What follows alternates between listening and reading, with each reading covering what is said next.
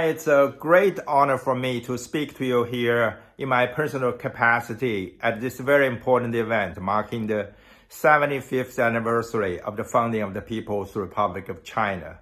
I want to first express my personal appreciation for Friends of Socialist China for your good work in advocating world peace and justice and in supporting China against the U.S. new Cold War and against its reckless smear campaign against China.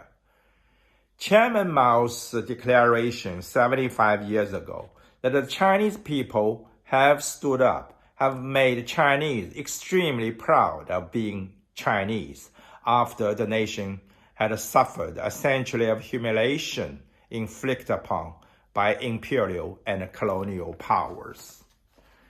China's rapid peaceful rise, especially since the reform and opening up in the late 1970s, is a miracle and unprecedented in human history. China has lifted 800 million people out of poverty, greatly raised the living standards of its people, advanced the capacity in education, public health, science, and technology.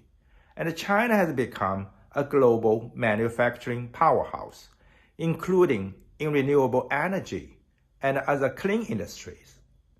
China has been playing an important and responsible role on the world stage and as a permanent member of the UN Security Council and as a voice for the developing world.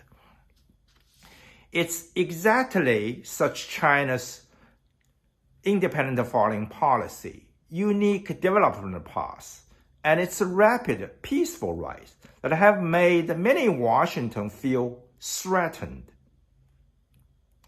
And in sustaining the U.S. global hegemony, that is why U.S. has been going all out to contain China's development.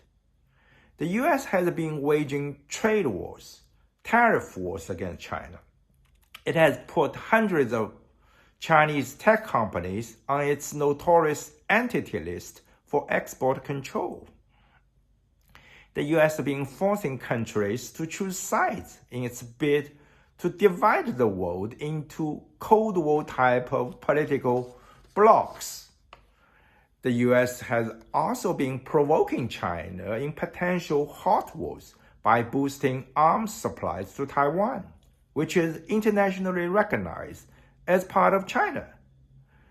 The U.S. has been flexing its muscle for decades in air and sea near China's shore, not to mention its hundreds of military bases aimed at encircling China. In March this year, U.S. President Joe Biden approved a classified nuclear strategy to counter the so-called China threat. It is the invitation to nuclear arms race and poses a real threat to the existence of humanity. NATO Secretary General Jens Stoltenberg made a similar dangerous nuclear warmongering back in June.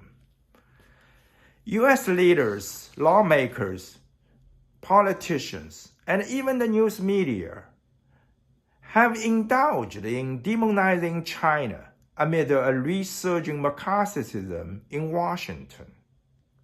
The bill passed recently by the U.S. House of Representatives to provide $1.6 billion to deliver anti-China propaganda overseas is just the tip of the iceberg of such U.S. smearing and disinformation campaign against China. U.S. often portrays China as a major threat to global peace. The truth is that China has one of the best records for peace. The U.S., on the other hand, has engaged in constant wars and regime changes, from Afghanistan to Iraq to Libya, just to name a few. The U.S. still refuses to lift its more than 6 decades of cruel and inhumane embargo on Cuba, despite the condemnation by the UN General Assembly every year for more than 3 decades. The world has just witnessed the hypocrisy and double standards exhibited by the US and some of its allies in the ongoing conflicts in Ukraine and in Gaza.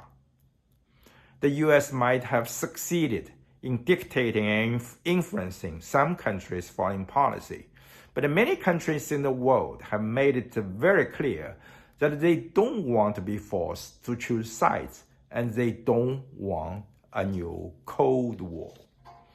We are living in an interconnected world, and it is more important than ever for the world to come together to tackle common global challenges from climate change, nuclear proliferation, pandemic, to economic growth and global governance.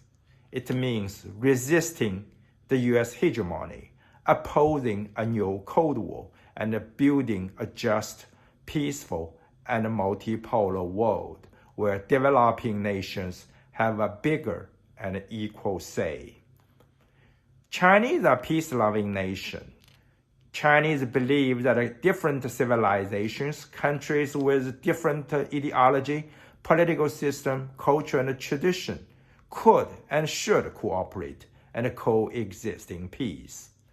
Let's work together for world peace and world justice, and let's work together against the new Cold War.